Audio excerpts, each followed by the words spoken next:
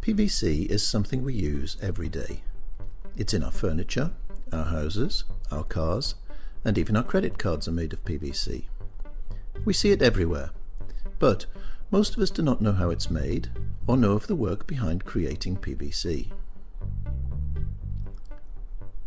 PVC stands for polyvinyl chloride.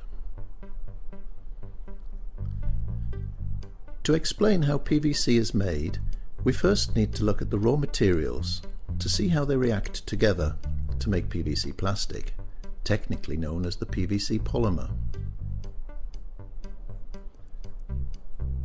To make PVC, you take a chemical called vinyl chloride monomer, VCM for short, and you polymerize it. This means that you react the chemical VCM with itself over and over again to make a long molecular chain, which is the polymer or plastic.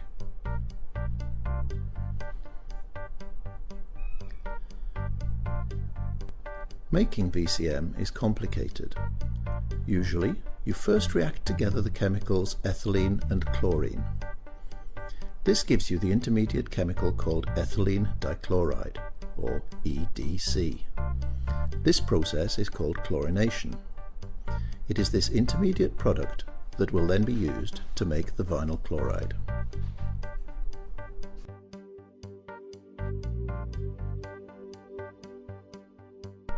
Chlorination reactor.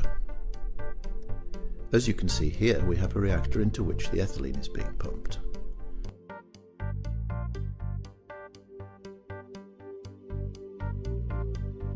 You can see the pipe with the ethylene as it is covered in ice, because the temperature of the ethylene is below zero.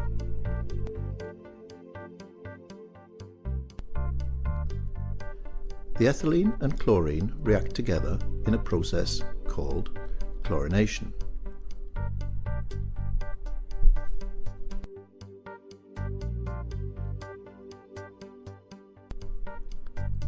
This second process is called oxychlorination. By combining chlorination and oxychlorination processes, nothing is lost, and most is made from the raw materials. You then need to convert the EDC into vinyl chloride, or VCM.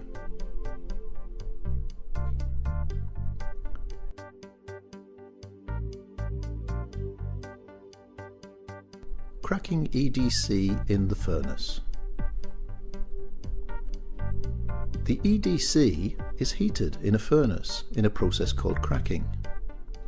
Using heat, the EDC is split into VC and hydrochloric acid, a byproduct that is sent back to the oxychlorination unit for reuse. Coming out of the furnace, you have split the EDC into VCM and hydrochloric acid, but if the reaction is not quickly stopped, the VCM can decompose further.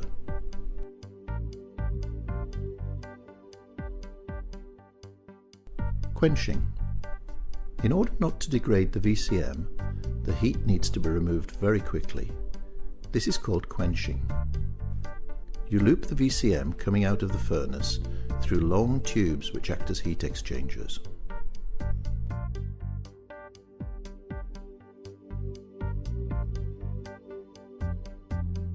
Cooling water.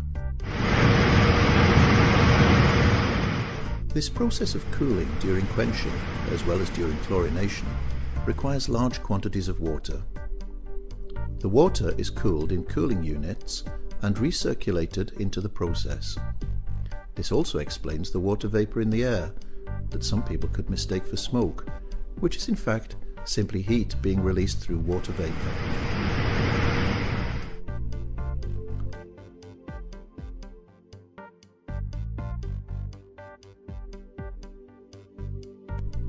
Purification.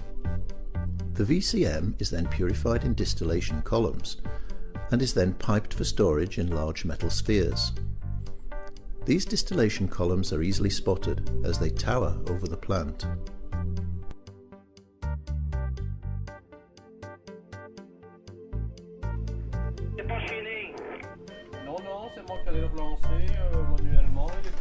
Control room.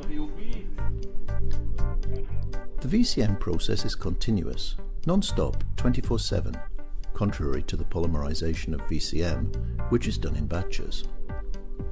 Both processes are closely monitored in specific control rooms.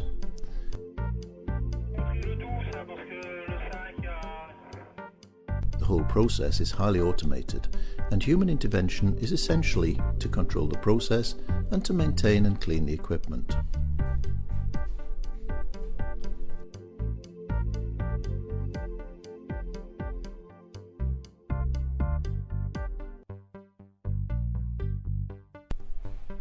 Autoclave polymerization. The actual polymerization of the VCM is done in a reactor called an autoclave. Autoclaves work a bit like pressure cookers. PVC plants will typically have a number of autoclaves that will vary in size and that will produce different grades of PVC, which are then sold for manufacturing a variety of consumer products. Here is a room full of small autoclaves.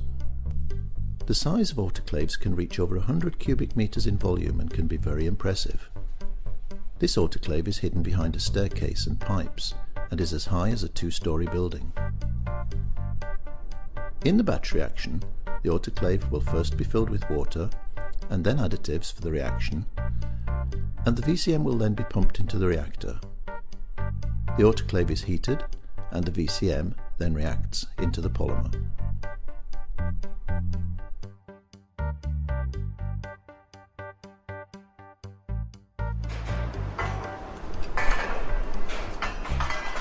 Stripping. After a predetermined period of time, the reaction is stopped and the contents of the autoclave is sent to a stripper, where unreacted VCM is separated from the polymer. This recovered VCM is sent for purification and later reuse.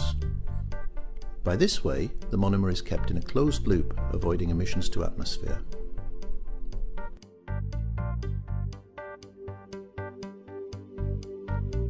Centrifuging.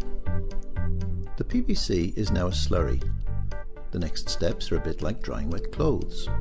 The PVC needs to be dried, first in a centrifuge, which is similar to the spin cycle in a washing machine. It removes excess water.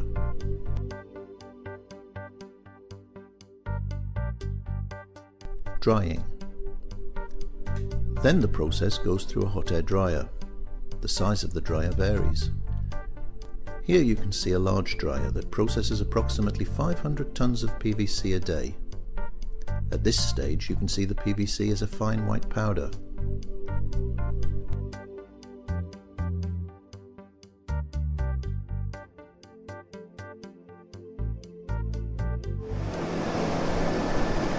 An interesting piece of equipment is the sieve, which passes the dried PVC through a mesh to remove any lumps, to obtain a fine powder of consistent quality. Here you can see a sieve and someone examining the filtered PVC through a control door, which allows samples to be taken to monitor quality standards.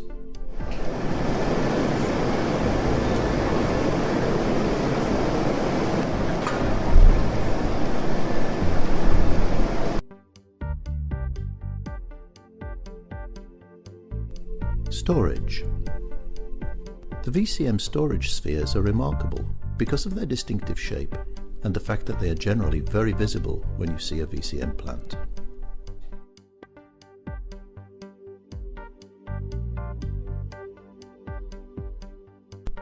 PVC recovery. The water used in the autoclave and in the stripping is also treated and recovered. The PVC looks like a white powder, and here you can see it being recovered and the water being cleaned. This ensures that there is no waste.